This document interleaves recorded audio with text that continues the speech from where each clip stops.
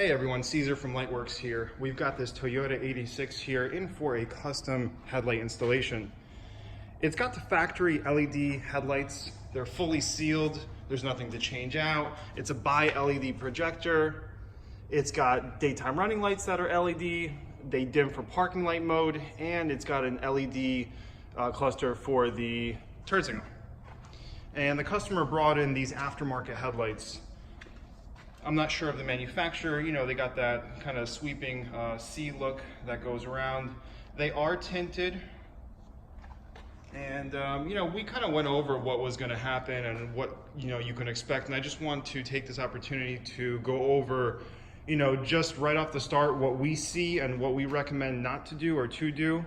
And, just to see what you can expect with aftermarket assemblies. So the first thing you're going to take notice about aftermarket assemblies is the fact that the quality will never be the same as the original. So it's always going to be considered a downgrade. Let's say your car's coming out of the body shop, you had an accident, it's not even modified. They put on OEM replica headlights. The output will not be as good. It might look the same, it might fit on your vehicle, but the performance will not be the same, no matter how you look at it. The quality, they won't last as long. The lenses are not coated the same way.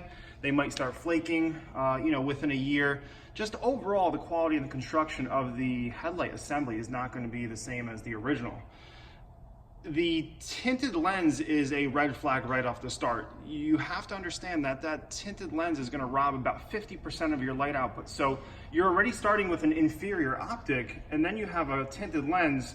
It's a double thumbs down on anything like that when you see a tinted lens. So if performance upgrade is what you're expecting, if you have a tinted lens, you're already going the opposite direction. You cannot expect a performance upgrade unless you do some ridiculous projector conversion, let's say 50 watt, and maybe then you'll have a true performance upgrade. But as is, you're not going to see a performance upgrade. All the internals, like I've mentioned, are going to be inferior to the original. So these headlights, they were adapted to this vehicle. They were not plug and play, but we got them to work. They are halogen projectors in there. So it's not an LED projector, it's a halogen projector that takes H1 bulbs. Another red flag. There is no good H1 optic on the market except for like a Morimoto H1 or the Bi-Xenon H1s that we carry, which are pretty good, but they aren't going to be OEM grade per se. We're going to turn on the parking lights now for you. So this vehicle came with LED daytime running lights and a parking light mode. So this is a dimmed version. You can see right off the bat, the one on the left, the factory headlight is much brighter, much more visible at a distance. So, you've downgraded as far as performance goes in terms of visibility and safety. Now you do achieve that custom look. You've got that kind of that angry, menacing look, which is probably the reason why customers want these sort of lights. But overall, you can see the color of the DRL is a lot bluer and a lot cooler. It's probably due to the coated lens. I imagine the clear lens version is a little bit cleaner, but you do give up some performance there. We're going to turn on the hazards now to compare the turn signals. What do you notice? Well, the turn signal assembly on the new aftermarket one is at least half as bright. So you're giving up safety.